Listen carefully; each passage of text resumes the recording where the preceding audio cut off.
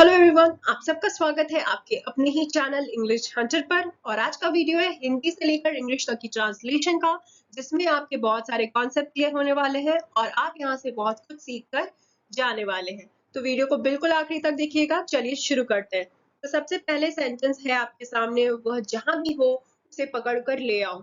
ठीक है, अब इसे हम इंग्लिश में ट्रांसलेट करेंगे। तो इंग्लिश में ट्रांसलेट करने के लिए आपको क्या याद रखना है, क्योंकि आप अभी बिगनर हैं, अभी आप शुरुआत कर रहे हैं, तो आपको 3 चीजों का ख्याल रखना है। एक तो जब आप सेंटेंस पढ़ते हैं तो वो क्या लगता है, प्रेजेंट में है, पास्ट में है या फ्यूचर में है। ठीक है, उसके बाद आप सारी हिंदी शब्दों की इंग्लिश मीनिंग लिखेंगे। ठीक है, उसके बाद हम उससे एक मीनिंगफुल इंग्लिश सेंटेंस बनाएंगे। तो ये 3 चीज आपको ख्याल रखना है, क्योंकि अभी आप शुरुआत कर रहे हैं, बिगनर है। जब आप एडवांस लेवल पे पहुंच जाएंगे, एक्सपर्ट हो जाएंगे, तब फिर आपको कुछ भी याद रखने की जरूरत नहीं होगी, क्योंकि तब तक आप एक्सपर्ट हो चुके होंगे। ठीक है, तो चलिए, जब आप ये सेंटेंस पढ़ते हैं तो आपको क्या लग रहा है, क्या ये प्रेजेंट का है, फ्यूचर का है या पास्ट का है? तो ये प्रेजेंट का है, क्योंकि ये पास्ट का कहीं से नहीं लग रहा, और फ्यूचर का तो बिल्कुल नहीं लग रहा, तो ये प्रेजेंट का है।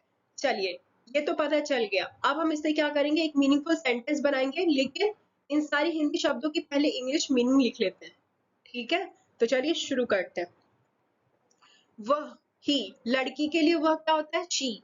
ठीक है, जहां भी, वेरेवर, जहां भी की इंग्लिश क्या होती है, वेरेवर। ठीक है, हो, इज क्या है, हेल्पिंग वर्ब है, जो ये बताता है कि सेंटेंस किसमें है, प्रेजेंट में है, पास्ट में है या फ्यूचर में है। ठीक है, उससे, हिम, लड़की के लिए उसे क्या होता है, हर। ठीक है, पकड़ कर, कैच। ठीक है, पकड़ने की इंग्लिश क्या है, कैच। ले आओ, ब्रिंग, लाने की इंग्लिश क्या होती है, ब्रिंग। ठीक है, तो हमने क्या किया, इन सारी हिंदी शब्दों की इंग्लिश मीनिंग लिख ली। ठीक है, इंग्लिश को परफेक्ट करने के लिए बस दो ही तरीका है, एक तो आप सारे हिंदी शब्दों की तोड़ फोड़ कर इंग्लिश मीनिंग निकाल लीजिए, और वोकैबुलरी आपको पता होना चाहिए कि किस हिंदी शब्द को हम इंग्लिश में क्या बोलते हैं, तो आपके लिए और भी आसान हो जाता है। तो यहाँ पे आप दो चीज सीखेंगे, यहाँ पे आप सेंटेंस बनाना भी सीखेंगे और साथ ही साथ ये भी जानेंगे कि किस हिंदी शब्द को हम इंग्लिश में क्या बोलते हैं, तो वोकैबुलरी भी यहाँ पे आपकी स्ट्रांग होगी। ठीक है, हमने क्या किया, इन सारी हिंदी शब्दों की इंग्लिश मीनिंग निकाल ली है। अब हम इसे एक मीनिंगफुल सेंटेंस बनाएंगे। तो चलिए शुरू करते हैं। सबसे पहले हम ये देखेंगे कि इस पूरे सेंटेंस में बात किसके बारे में की जा रही है, या पूरे सेंटेंस में काम कौन कर रहा है। ठीक है, सबसे पहले आएगा सब्जेक्ट।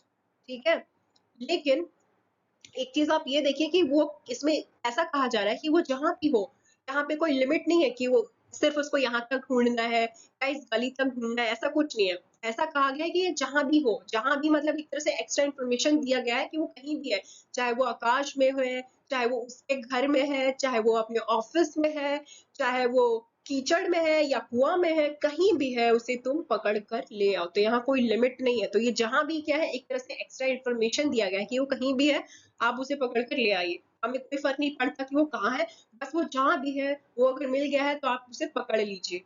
तो ये वेरेवर क्या है, आपका एक एडवर्ब है, सेंटेंस में एक्स्ट्रा इन्फॉर्मेशन जोड़ने का काम कर रहा है। तो सबसे पहले क्या आएगा, एडवर्ब, उसके बाद आएगा सब्जेक्ट। ठीक है, तो एडवर्ब है वेरेवर, ही क्या है आपका सब्जेक्ट, इस जो है हेल्पिंग वर्ब है, जो ये बता रहा है कि ये जो सेंटेंस है वो प्रेजेंट टेंस में है। ठीक है, कैच हिम, फिर है आपका वर्ब, पकड़ने का काम हुआ, इसीलिए कैच जो है, कैच आया, उसके बाद हिम एंड ब्रिंग हिम। ठीक है, ये क्या है आपका ऑब्जेक्ट। ओके, उसी तरह से यहाँ पे दूसरा सेंटेंस देखिए, यह किताब जिसकी भी हो उसे लौटा दो। ठीक है, मतलब ये किताब मिली है आपको और आप कह रहे हैं कि जिस किसी का भी किताब है आप उसे दे दीजिए। तो चलिए हम पहले इनकी हिंदी से इंग्लिश मीनिंग निकालेंगे। तो चलिए शुरू करते हैं। यह किताब, दिस बुक, यह दिस किताब की इंग्लिश क्या होती है, बुक। ठीक है, जिसकी भी हो, जिसकी भी हो, जिसकी भी की इंग्लिश क्या होती है, हुएवर, जिसकी भी, हुएवर। ठीक है, जिसकी भी हो, इट बिलोंग्स टू, मतलब जिस किसी की भी हो, जिस किसी को भी ये बिलोंग करती है, आप उसे लौटा दीजिए। ठीक है ना, लौटा दो, लौटाने की इंग्लिश क्या होती है, रिटर्न। ठीक है, तो जिस किसी भी की चीज की हम बात करें, जिसकी भी चीज हो, तो हम वहां पे बिलोंग का यूज करते हैं। जैसे कि जिस किसी की भी एक चाबी हो, तो हुएवर दिस की बिलोंग्स टू। ठीक है, तो जिस किसी की भी चीज होती है, जब चीज किसी की भी होती है, तो हम वहां पे बिलोंग का यूज करते हैं कि जिसकी भी चीज है, जिसकी भी चीज है, मतलब जिसको भी बिलोंग करती है, आप उसे लौटा दीजिए। ठीक है, तो whoever it belongs to, और लौटाने की इंग्लिश क्या होती है? रिटर्न। तो हमने यहाँ पे इन सारी हिंदी शब्दों की इंग्लिश मीनिंग निकाल ली है। अब हम इसे एक मीनिंगफुल सेंटेंस बनाएंगे। तो आपको क्या देखना है यहाँ पे पूरे सेंटेंस में बात किसके बारे में की जा रही है, या पूरे सेंटेंस में काम कौन कर रहा है। ठीक है, तो यहाँ पे सिंपल बात जो है किताब के बारे में की जा रही है और यहाँ पे कोई काम नहीं कर रहा। ठीक है, ओके। लेकिन एक तरह से आप देखेंगे ना तो यहाँ पे कोई सब्जेक्ट नहीं है। ठीक है, यहाँ पे सब्जेक्ट नहीं है। इसीलिए क्या करेंगे हम, सबसे पहले अगर किसी सेंटेंस में अगर आपको सब्जेक्ट ना दिखे तो आप क्या कीजिए, वर्ब को सबसे पहले लिख लीजिए। ठीक है, तो सबसे पहले यहाँ पे क्या आएगा, वर्ब आएगा जो कि रिटर्न है। ठीक है, यहाँ पे लौटाने का काम हो रहा है तो रिटर्न जो है सबसे पहले आएगा। अगर आपको सेंटेंस में सब्जेक्ट ना दिखे तो आप वर्ब को पहले लिखिए। ठीक है, लौटाने का काम हो रहा है, रिटर्न। ठीक है, क्या लौटाना है, बुक लौटाना है, दिस बुक।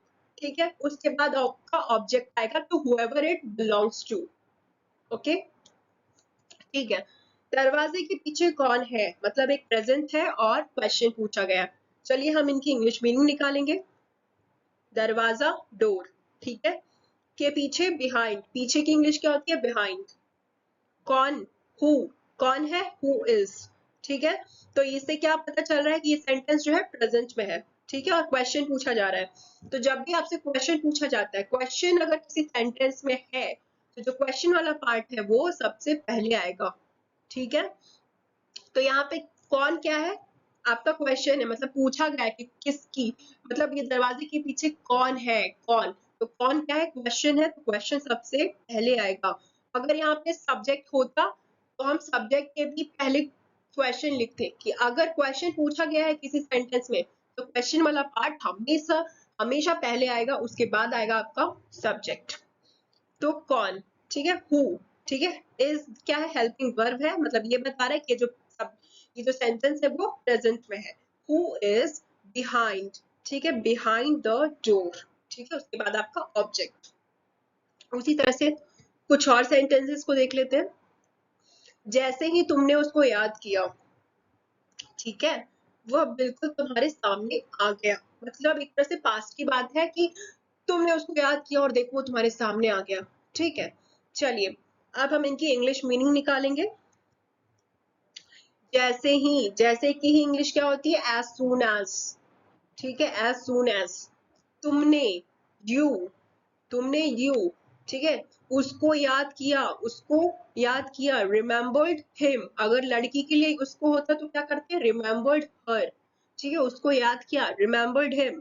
ठीक है, वह, ही, बिल्कुल तुम्हारे सामने, तुम्हारे सामने मतलब right in front of you. बिल्कुल मतलब एकदम से तुम्हारे सामने आ गया, right in front of you. सामने की इंग्लिश क्या होती है, फ्रंट। ठीक है, इन फ्रंट ऑफ यू, तुम्हारे सामने, इन फ्रंट ऑफ यू। तुम्हारे सामने किसी चीज का आना मतलब इन फ्रंट ऑफ यू। ठीक है, आ गया, अपीयर्ड मतलब प्रकट हो गया।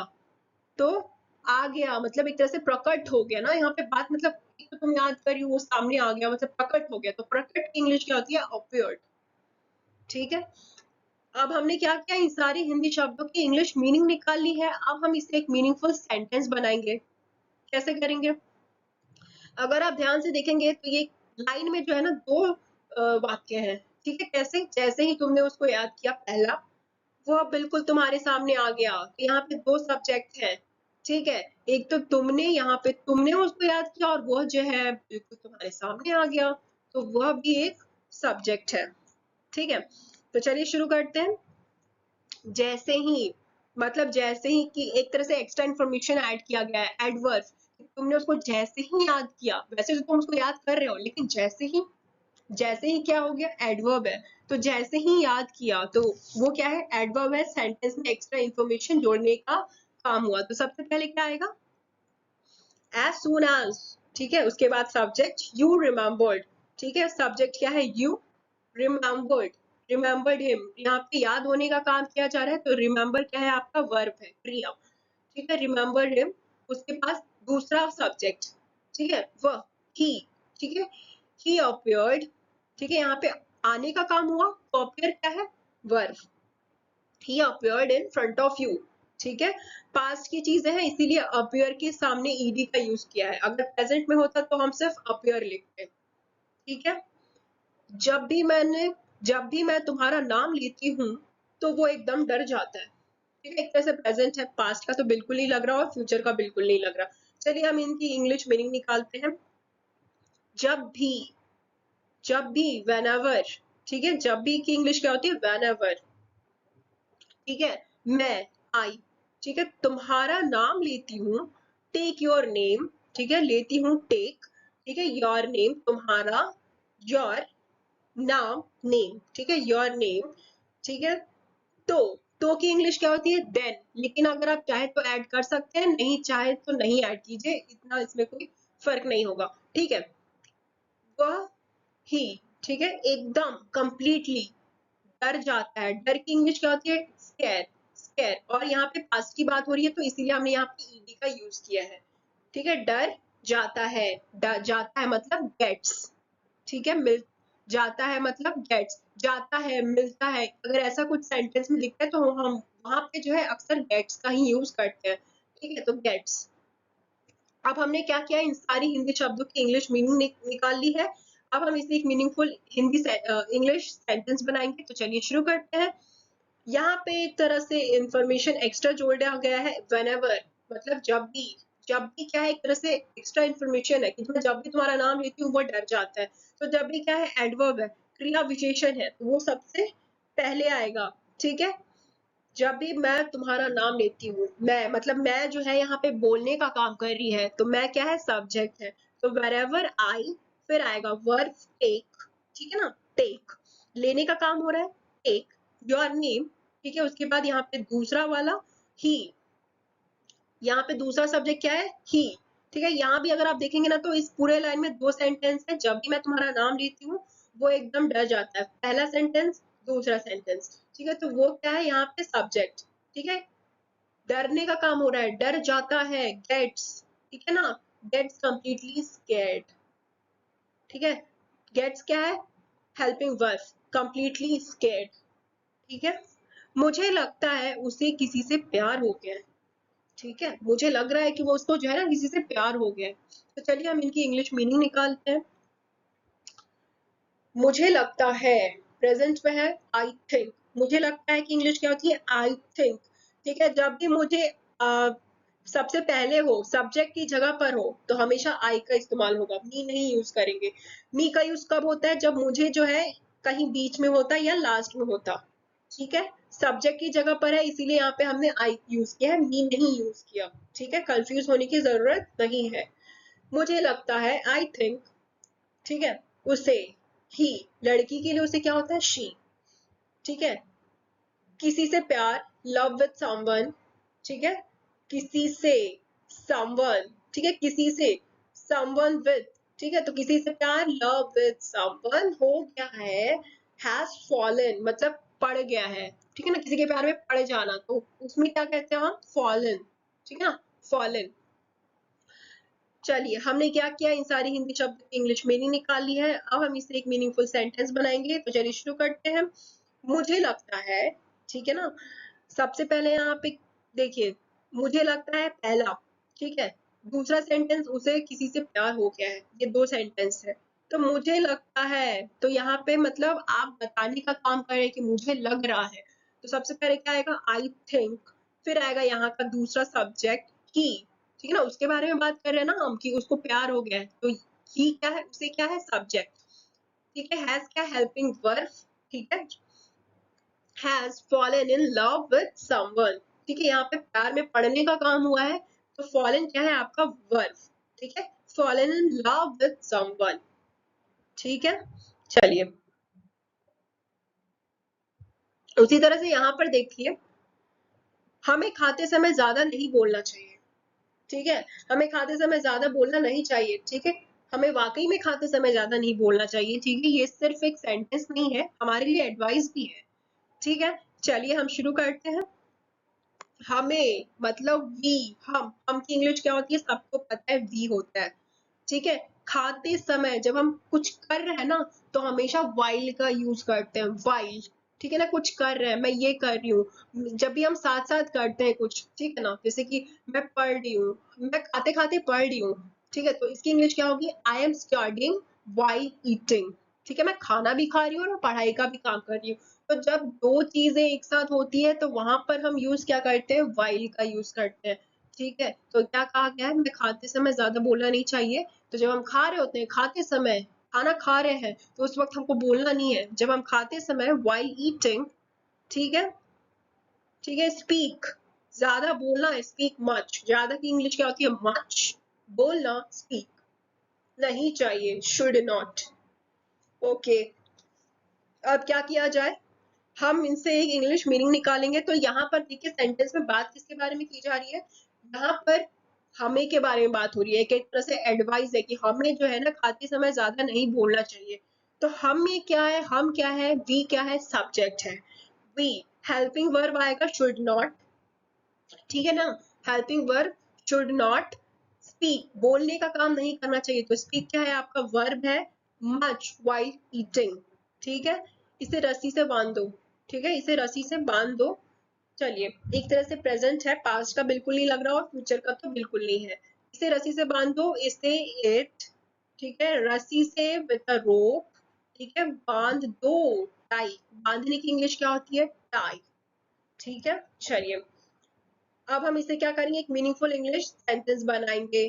तो यहाँ पर आप देख सकते हैं कि यहाँ पे कोई भी सब्जेक्ट नहीं है, ठीक है, यहाँ पे सब्जेक्ट कोई नहीं है। मतलब एक तरह से बोला गया कि इसे रस्सी से बांध दो। तो जब भी सब्जेक्ट नहीं होता है तो हम क्या करते हैं? वर्ब को पहले लिखते हैं। तो बांधने का काम हुआ था, इसीलिए बांधने, tie, tie it with a rope, उसे रस्सी से बांध दो, ठीक है। उनके बीच पति पत्नी जैसा कुछ नहीं है, ठीक है, मैं आपकी बात नहीं कर रही हूँ, यहाँ पे एक सेंटेंस है, उनके बीच पति पत्नी जैसा कुछ नहीं है। चलिए, इनके हम इंग्लिश मीनिंग निकालेंगे। क्या लग रहा है? ये सेंटेंस क्या है? प्रेजेंट में है ना, पास्ट का नहीं लग रहा, फ्यूचर का नहीं लग रहा। चलिए, उनके बीच, बिटवीन देम, ठीक है, उनके बीच, बिटवीन देम, ठीक है ना। पति पत्नी, हस्बैंड वाइफ, या फिर आप हस्बैंड एंड वाइफ भी बोल सकते हैं, ठीक है। जैसा, लाइक, जैसा की इंग्लिश क्या होती है? लाइक, कुछ नहीं, कुछ नहीं, नथिंग, ठीक है, नथिंग इज है, ठीक है।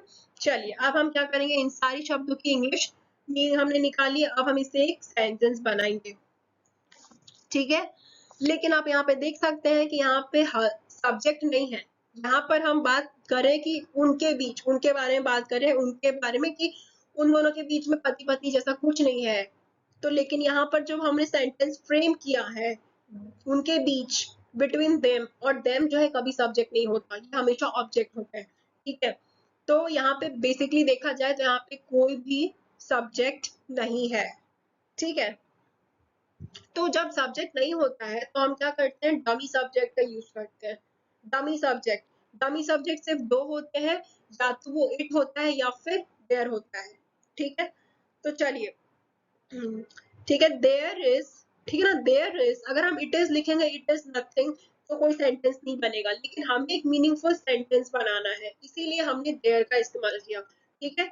There is nothing like husband and wife between them, ठीक है। यहाँ पे क्या हो रहा है? यहाँ पे किस काम की बात हो रही है? यहाँ पे पति पत्नी जैसा। तो इसीलिए पहले जो बात हो रही है, जिसके बारे में बात की जा रही है, जो काम हो रहा है, यहाँ पे कौन सा काम नहीं हो पा रहा है? पति पत्नी जैसा वाला काम नहीं हो पा रहा है।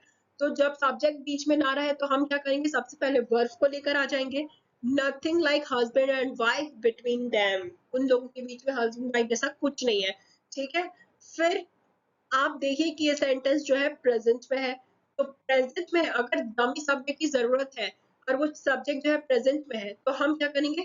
इस हेल्पिंग वर्ब लगाएंगे, उसके बाद हम डमी सब्जेक्ट यूज करेंगे। डमी सब्जेक्ट यूज करेंगे, या तो इट का यूज करेंगे या फिर देयर का यूज करेंगे, ठीक है। तो यहाँ पर सब्जेक्ट नहीं था, इसीलिए हमने डमी सब्जेक्ट देयर का यूज किया है, ठीक है। तो आई होप आपको ये वीडियो हेल्पफुल लगा होगा, और अगर आपको कुछ भी समझ में आ रहा है, हेल्पफुल लग रहा है, तो प्लीज लाइक कीजिए, कमेंट कीजिए और चैनल को सब्सक्राइब करना ना भूलें। Thank you so much.